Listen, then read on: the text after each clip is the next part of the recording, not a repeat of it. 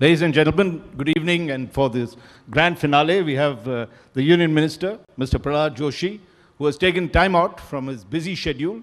Not only does he belong to my home state, but is one of the most respected ministers, apart from a real political strategist. We saw that in operation whenever an election is there, and we have the pleasure. But now he's the Minister for New and Non-Renewable, Renewable Energy, not... that is another ministry, for renewable energy. And certainly it's a very tough task ahead for that. There have been tremendous amount of progress that has happened in the last decade or so. But just to give you a little overview of it, if there are 476 gigawatts of total installed capacity in this country, roughly thermal is about 50%, and a lot of you all are experts here, so you know that. And that's about 219 gigawatts of coal. That's so almost 49 to 50% still come from at the moment, from fossil fuels. But we are seeing a big change that's happened in the last decade or so. As I was mentioning, we have seen solar surge from just 2.8 gigawatts in 2014 to nearly 111 gigawatts now. Wind has crossed 51 gigawatts.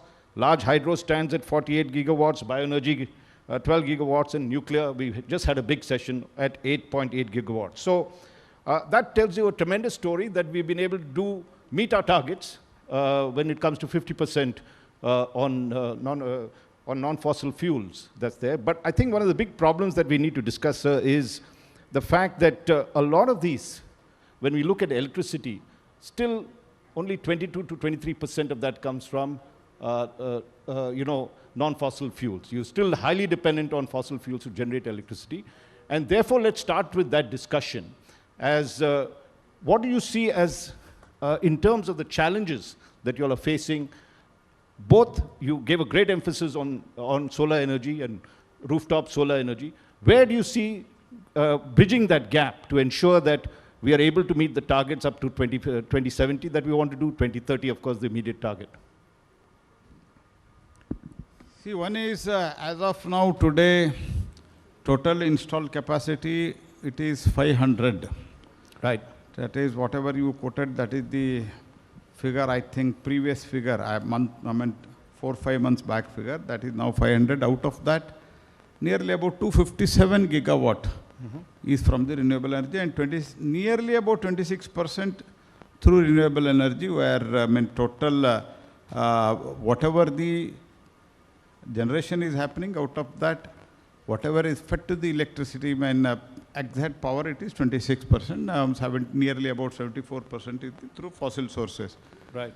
Having agreed that, but the way in which you are going, almost 247 gigawatt, now bid has been, either it is in implementation stage or bid have been called, and smoothly it is going on. And as far as price is also concerned, I am quite confident, because as far as daytime energy is concerned, if you purely go on solar, it is 2 rupees 20 paisa, 2 rupees 30 paisa, 2 rupees 40 paisa per unit. And when it comes to the stability and regular supply, means after solar hour supply, hybrid mode, including battery storage, it is coming up to, recently with battery storage in Madhya Pradesh, it has come to around 2 rupees 70 paisa. So naturally, when the cost matters, people are, investment will also come. And also I'm quite hopeful that this is going to happen. The major problem what you discussed is, more than anything else, is one is right of way. Right. Second one is land. We are discussing with the states, particularly with the chief ministers and our officials, including secretary. They go and meet chief secretaries. They will have meeting regularly.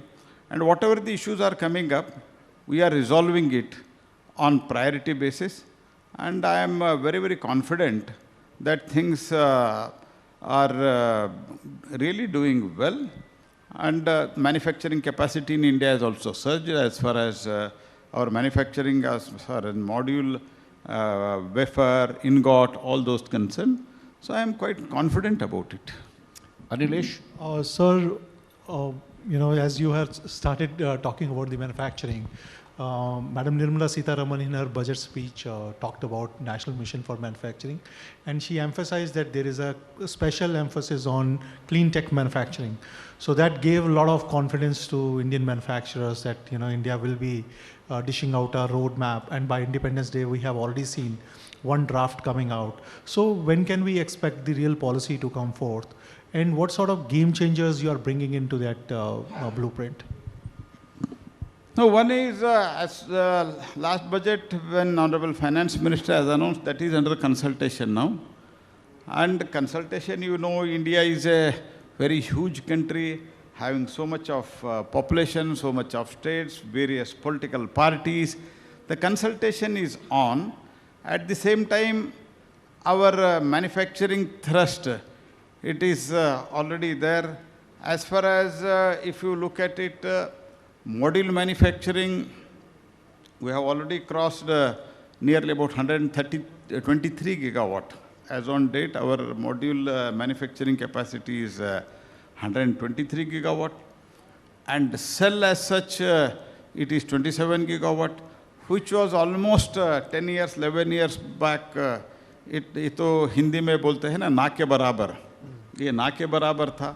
Today, because of PLI, today, because of the overall support from the Government of India, whether it is through PLI or through the policy, structural policy reforms, overall 123 gigawatt of the module manufacturing, 27 gigawatt of cell, and last year I had announced about the ALMM policy regarding the cells, which and that is going on well now. And before 2028, we are trajectories announced about the ALMM, about the ingot and wafer.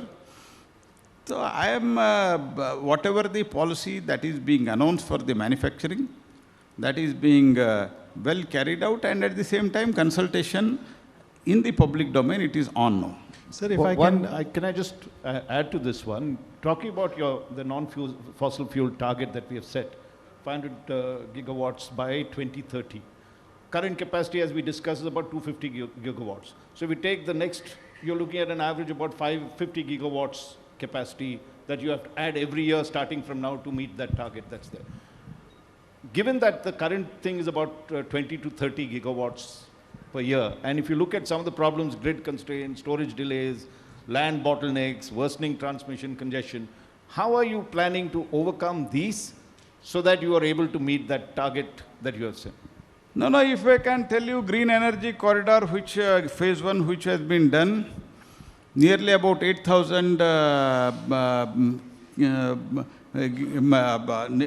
about 8 states it has been covered, and it is in Green Corridor, Energy Corridor 2, also it is progressing well, and we are coming with the Green Energy Corridor 3 also. Transmission, as far as we are continuously in touch, we have a transmission division in the department also. We are continuously working with the Ministry of Power and the State Energy Department. By that, it is progressing. Otherwise, so much of that now been done so far. And energy storage is the new normal today. That's what it is coming up in the entire world. And we are also doing so many schemes, so many VGF, and many things have come out. PLI has come out. And that's why overall, when firm and confirm and firm dispatch, when we do it, then people will naturally, it is because it is more important at the initial level, it's an initial remark itself, I said, it is quite affordable comparatively. See, if you want, I'm not telling that we don't need it all through fossil fuel, but if you compare the prices between the fossil fuel and the renewable energy, as on date, if you compare it 10 years back, it was altogether different. It was 12 rupees per unit in 2011 and 12. Today it is 2 rupees 20 paisa. And if you add even energy, storage energy, wind energy, all put together, that is really very cost. No, one is overall environment, emission, keeping the earth safe to the next generation. Along with that, what is the people who are in the commercial transaction, who are in the manufacturing? I'm not talking only about the manufacturing of the modules, ingot, wafers, turbine. Other manufacturing, overall देश में जो manufacturing होता है, उनको भी power जो होता है, economic power चाहिए. In fact, in a very layman term, if I can say, cheap power चाहिए. That cheap power comes out of the renewable energy. Of course, because of grid stability, other things, there are issues, but for that only we are bringing out the hybrid model. What is the hybrid model? Hybrid model is storage, wind, pump storage. These are all the policy matters which have come out. Right. And because of that, today, and already Ministry of CA has envisaged that we need around 65 gigawatt, around 60 gigawatt of the storage power in coming few years. Okay, that also we are planning. Out of that, 13.5 gigawatt hour PLI we are giving for the battery storage.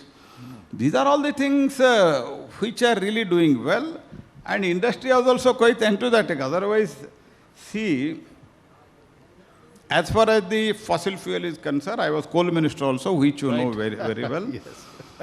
When I was handling coal, people, they used to, and today overall coal production has increased. We need, even today we need fossil fuel also. But more than that, within almost 10 years of Prime Minister Modi government, why it is so much it has grown? The only reason is, as it is, as you know, I have repeatedly, I want to tell you, environment, emission, all those, along with that, there is the cost.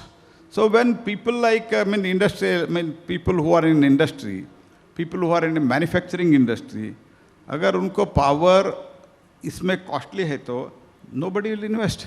Why they are investing? Investment, देखिए, जो passionate है, environment के लिए passionate है, जो environmentist रहता है, सब चीज़ के लिए इधर उधर तो झगड़ा तो चलता ही रहता है.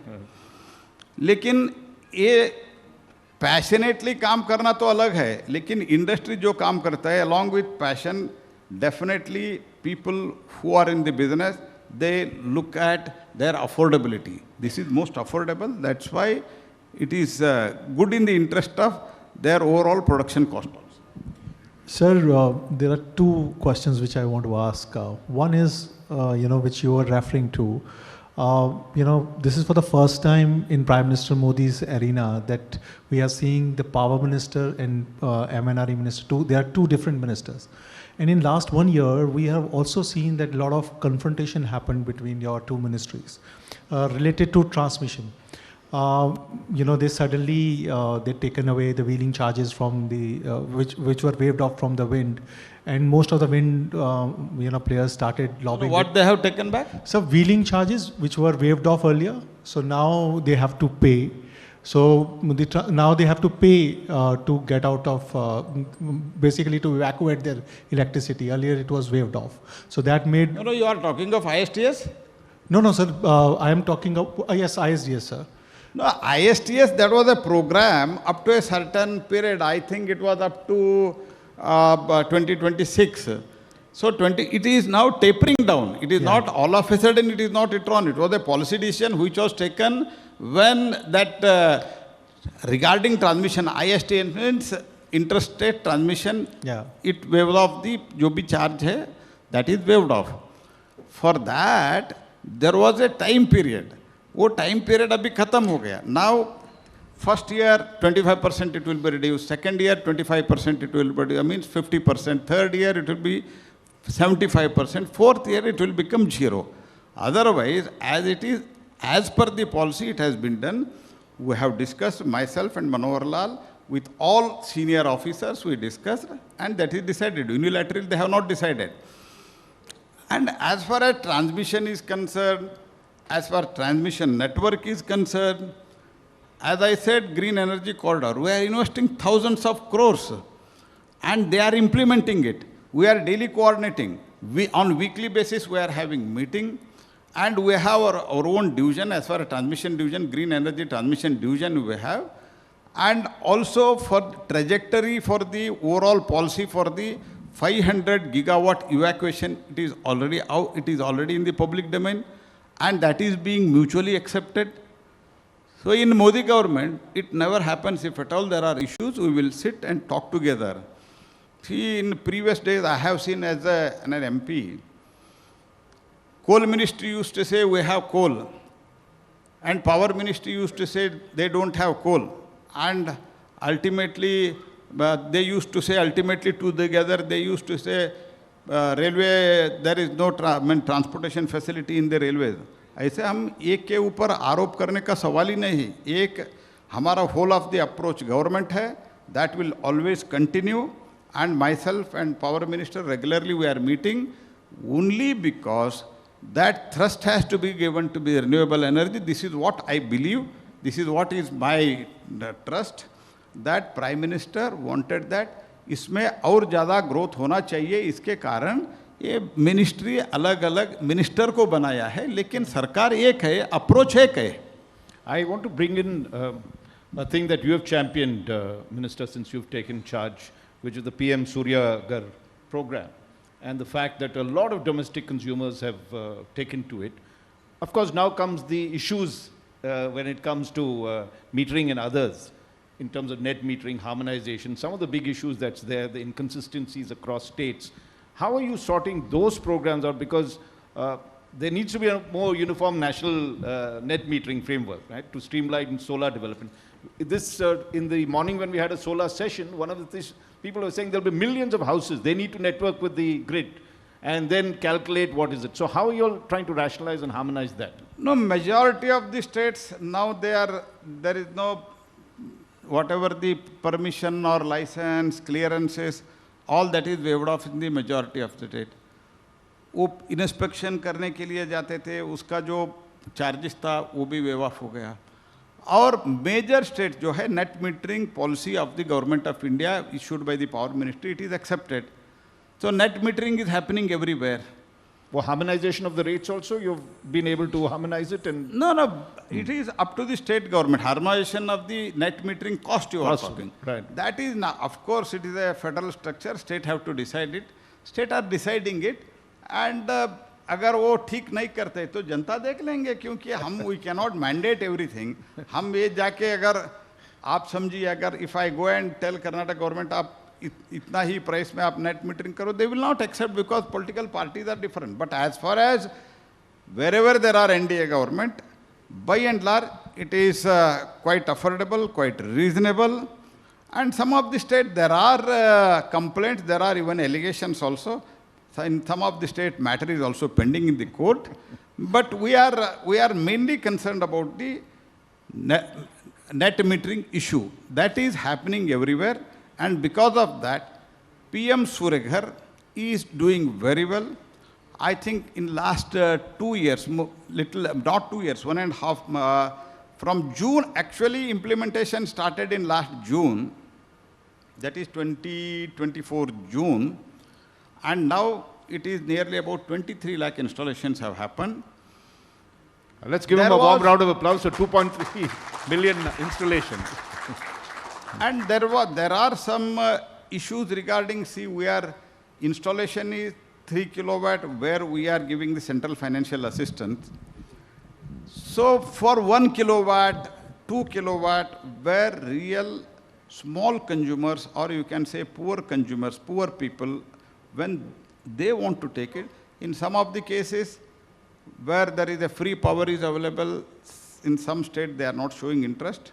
But at the same time, I have told many energy ministers who are meeting me regularly, आपका जो फ्री का प्रॉब्लम है, डिस्कॉम को पैसा नहीं देते हैं, discoms have become weak. This PM Suryagarh is the best alternative for that, because once for all, if you invest and give them, we are giving around 78,000 rupees for 3 kilowatt. If they give another 40,000 rupees, it is almost 80%, 75%. There will be overall assistance for, and apart from that, concessional bank finance is available. 25-30 years तक आपको उसके बारे में देखने का भी ज़रूरत नहीं है. As it is, electricity generate होता रहेगा और आपको डिस्कॉम को जो पैसा देना होता है ना, वो नहीं होगा. That is number 1. Number 2, another question recently it is being asked, of course you have not raised, but I am telling because you may next ask it, कि क्या होता है जहाँ छत नहीं है, जहाँ रूफ नहीं है, उधर क्या करेंगे. इसलिए हमने यूटिलिटी लेड मॉडल का एक ऐसे शुरुआत में मेरे पास 2-3 मुख्यमंत्री आए थे. वो उसमें गुजरात के मुख्यमंत्री भी थे, आंध्रा के मुख्यमंत्री भी, ओडिशा के मुख्यमंत्री थे, राजस्थान के मुख्यमंत्री थे. All together we have now come out with a solution of the utility led model. Utility led model में combined together, if I have in one locality, if I have a better space on my roof, for 3-4 houses together we can connect and give it. By that I think many of them, through this can be done through the discom also, this can be done through the state also, and private discom also. By that I am quite hopeful in another 6 or 7 months it will cross 50 lakhs as far as I estimate. Wow. And that will add 30 gigawatt of the power. So that is really a game changer. I am very, very happy about the conceptualization of this scheme by the Honorable Prime Minister, because before I could take over, this scheme was conceptualized, but Prime Minister gave me the target that in coming 2 years, this 1 crore has to be achieved. For that, this utility-led model under the guidance of Prime Minister, we have done it.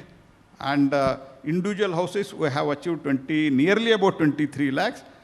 That is also very rapidly it is going, and people are understanding what is the importance of, because they are not only, it is not only free power, they are earning also. See, for example, of course, I have, without taking subsidy, I have installed solar after I took this responsibility of this ministry. So I am earning in my house in my constituency, I am earning now. So this is a... You are direct beneficiary. I am direct beneficiary. A win-win situation for everybody, for DISCOM and for the people at large. Sir, no conversation in present time completes anywhere across the world without reference to Donald Trump and the tariff which he has levied. So one of the tariffs are also on the renewable energy products which many of the Indian players used to export to the US. And they have also stopped the fresh projects. So there is a demand squeeze which we are seeing in the US. How do you see Government of India helping many of the Indian exporters who are exporting a lot of components and modules to the North American jurisdictions? What is your thought process? And second question to this is that he is also squeezing money which used to come through Bretton Woods institutions like World Bank and other. So World Bank has also stopped innovating many of their financial products. So do you see this impacting India's renewable energy story? No, I don't think on that line, but as far as export is concerned, since ISA International Solar Energy is doing wonderful job in, and there are member countries, more than 134 countries, and out of that many countries, some financial assistance also given by the ISA, and they themselves, they are trying to adopt the Indian model. And for example, the small island states, all small island states together, I think they are 11 or so, all put together, they are combinedly pooling the whatever needed solar modules, all put together, they are they have decided to pool it and to install the panel there. So many such countries this is happening. Sir, will they be supplied from India or across the world? Because last conversation which I had with DG ISA, so he is also planning to bring China into as a member of ISA, which will be defeating the purpose. We want that every UN member should become the ISA member. This is what we expect. Even China, sir? No, every member. China is also a member of UN. There is no issue in that. But as far as concerned, whoever wants to become the member, who want to take the membership, it is voluntary. It is open for that. So we don't have any problem. But as far as our capacity is concerned, there are many other countries where, because they are saying, for example, I will tell you, EU entire commissioner, they have visited here. Prime Minister was kind enough to send them to my office, that is Renewable Energy office. And Prime Minister directed me and guided me to give a presentation to them. The people who saw the presentation, they were really astonished because in last 10 years or so, at that time it was nearly about 250 gigawatt. Today it is 257 gigawatt now, renewable energy. And they were not able to overall imagine what India has done. So repeatedly they were asking, when digital thing happened, they were all asking, it is really happening, it is really happening. So they asked in this, as far as renewable energy is concerned, itna ho gaya hai, it has happened really. Then I said, you can go and visit. They have visited many places. So even when the International Solar Alliance Assembly hua, when people had come from all over the country here, more than 35 ministers they had come. They have visited here the DISCOM of the Delhi. They are really impressed because there is energy storage also, there are solar energies also, renewable wind energy is also, everything together, how it is being managed, that has been seen by them. So now people want to follow the Indian model under the leadership of Prime Minister. And there are many scope because of our manufacturing capacity as far as module is concerned, it is 123 gigawatt. But our target up to 2030 is 500 gigawatt. Means apart from whatever 247 or 250 gigawatt we are using in India, we should see the market for that also. We should explore the market for that also. There is good market for India because our overall manufacturing cost is very, our cost of the overall module and cell, whatever is going, it has already come 27 gigawatt. All those things I am quite confident it will be quite competitive in the world and there will be a good market for us. So you talked about Prime... One second. We're almost out of time. So, and the minister has requested because he has to leave early, but I'm just going to ask you a solar question again because the big China word came out and one of the big issues is that there's a lot of imported upstream components for solar, whether it is cells, wafers, you mentioned ingots and the other kinds of things.